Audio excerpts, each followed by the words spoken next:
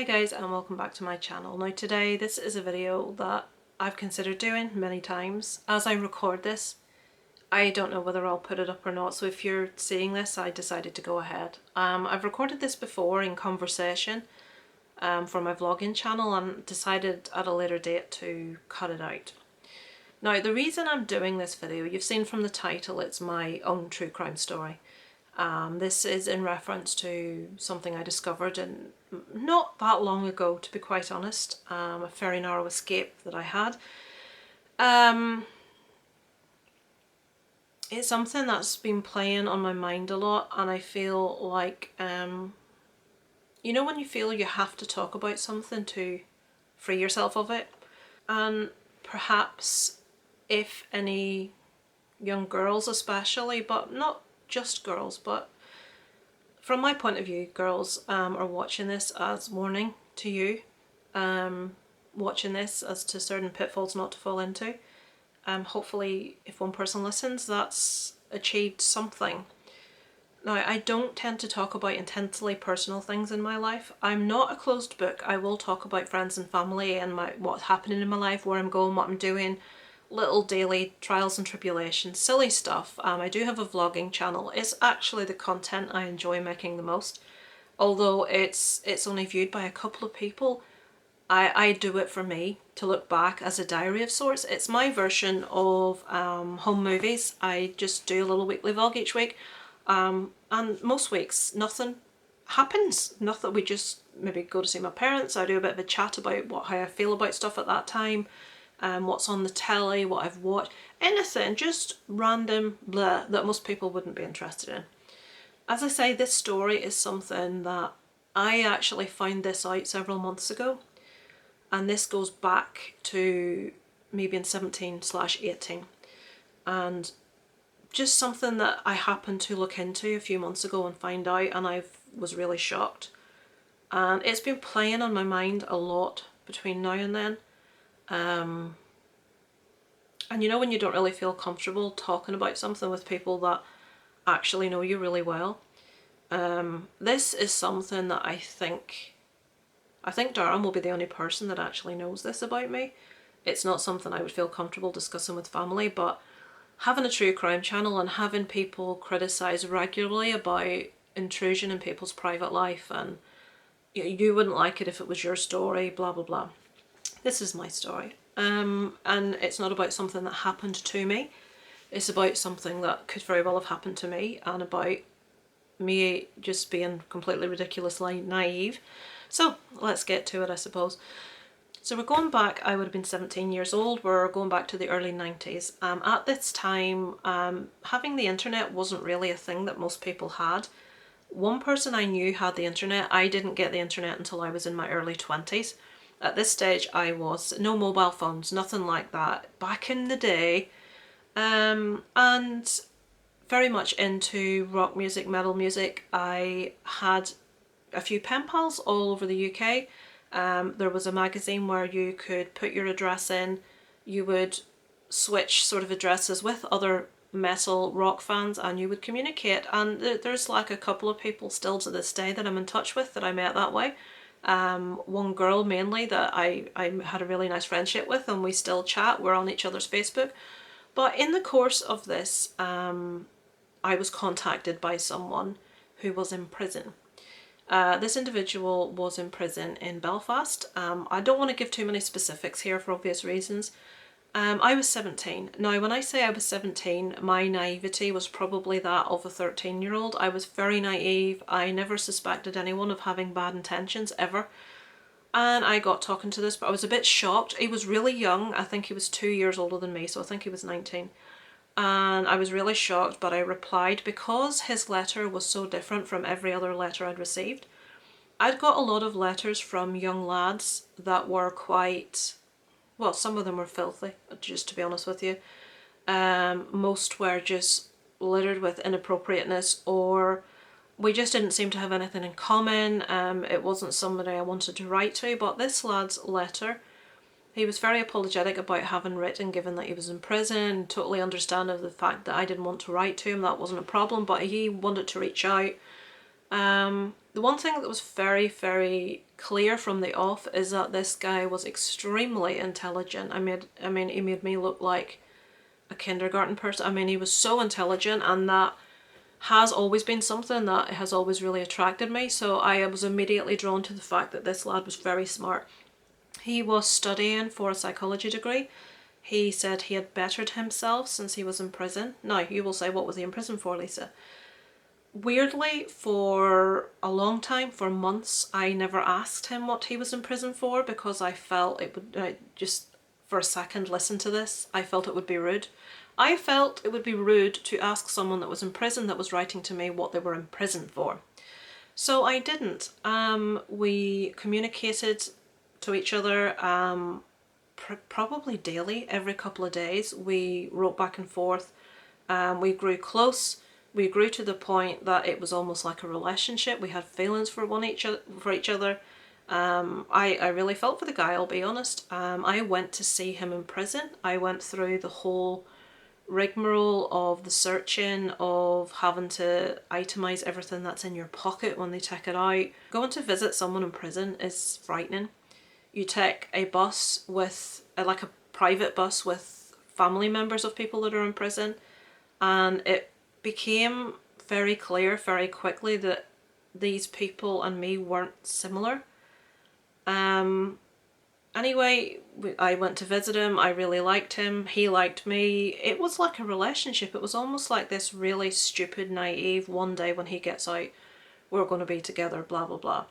So I did eventually ask him what he was in for, and he was quite defensive. He told me it was crimes surrounding car theft and arson of aforementioned car, that he was really young, that he was with other people that were older, and he was involved in what they had, nicking cars and car stereos, and they set the car on fire.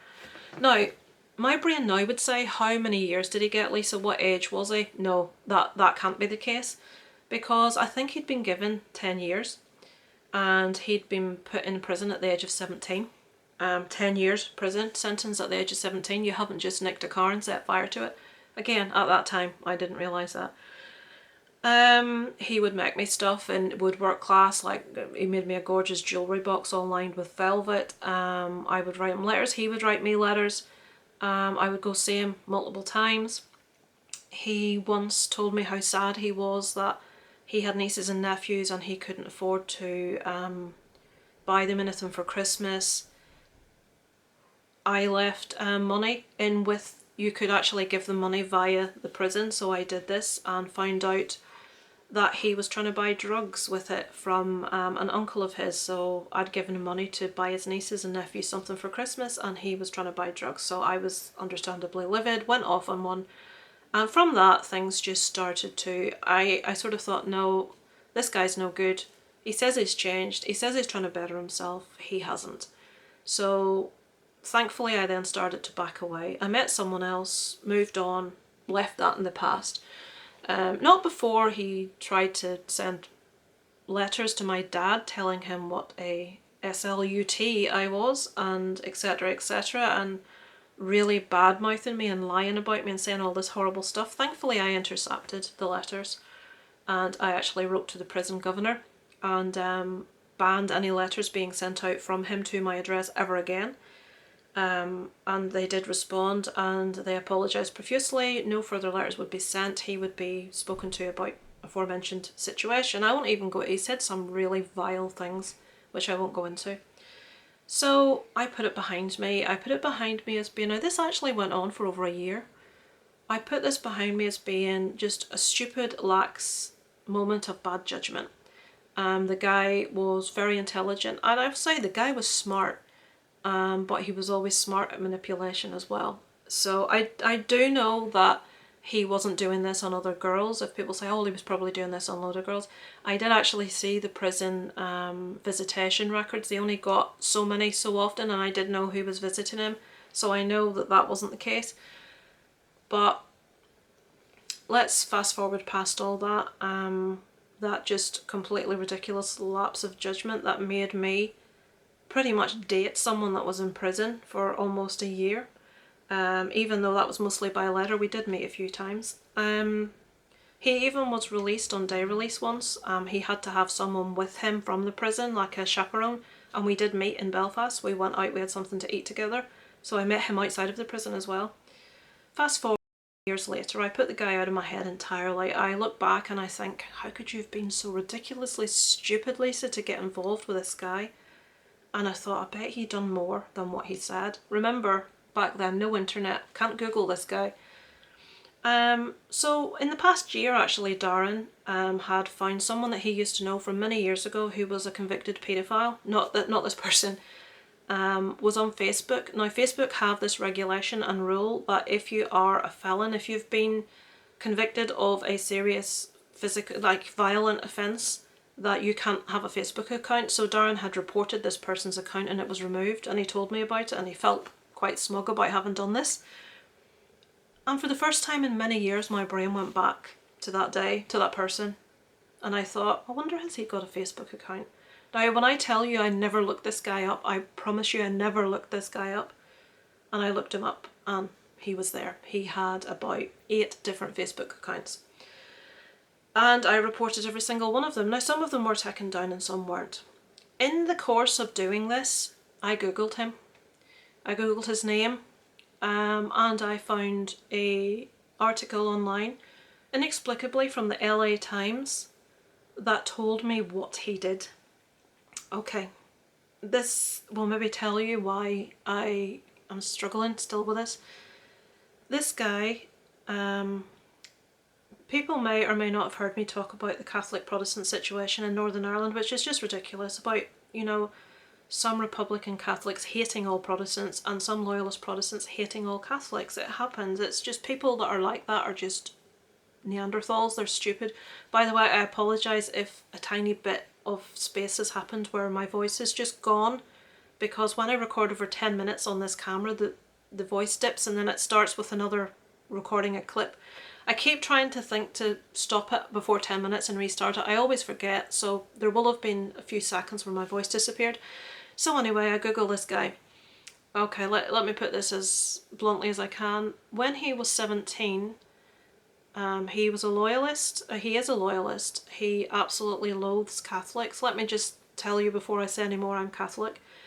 He raped a 15-year-old schoolgirl, Catholic schoolgirl, and so ashamed was he that anybody would find out, not that he raped someone, but that he'd had sex with a Catholic. He stabbed her in the chest and tried to kill her. She survived. Thankfully she survived. And he was sentenced to 10 years in prison. He got out and proceeded to then be resentenced again for petrol bombing the police when they were trying to control a loyalist parade in Belfast. He then went on to become a really heavy drug dealer. He's living in England now. Has recently served time again for drug dealing offences. This guy's just basically a horrible, horrible, horrible individual. But that guy sucked me in at the age of 17, 18. And I really liked him. I went to visit him. I met him outside of the prison. I gave him my address.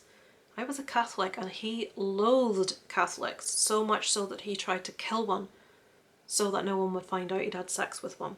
And he said when interviewed that he killed her because he didn't want anyone, not because he didn't want anyone to find out he had raped someone, but that he didn't want anyone to find out he had had sex with a Catholic.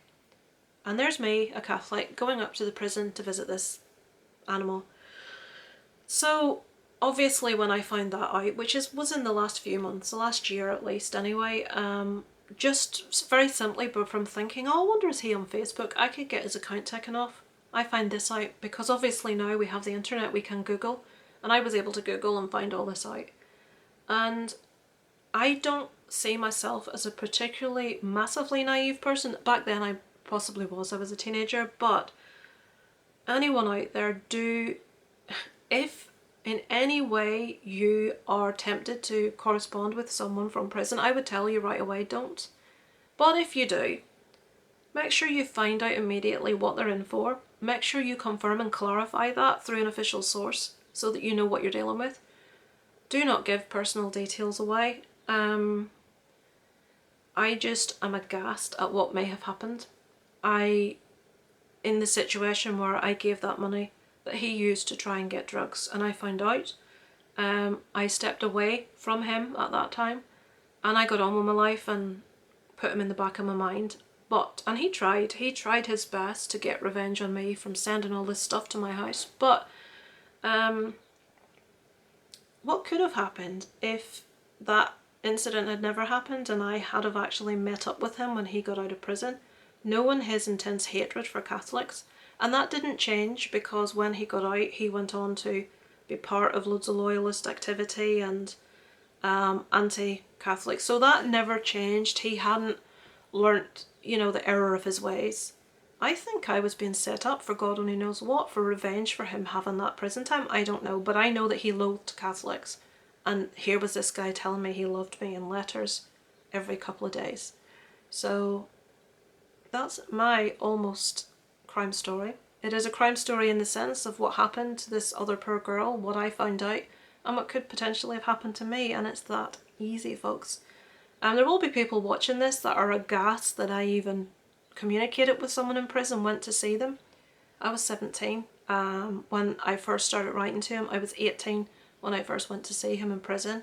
And I was a very different person to the person I am today. Very naive, very wanting to please, very not questioning of other people and their motives. But that's something I've learnt by very much over the years. And it's just a warning I would like to put out to other people now, that this can happen to anyone. And in my opinion, I had a very close escape. Yeah. And it keeps me awake some nights, I have to admit. It's not something I want to think about. It's not something I consciously think about. It's something I've tried to put to the back of my head, but it's something that it does creep its way in there sometimes, I have to say. Especially around this kind of time of year when tensions are very high. It's the 12th of July in a couple of days, which is marching season in Northern Ireland. Tensions tend to be very high amongst people.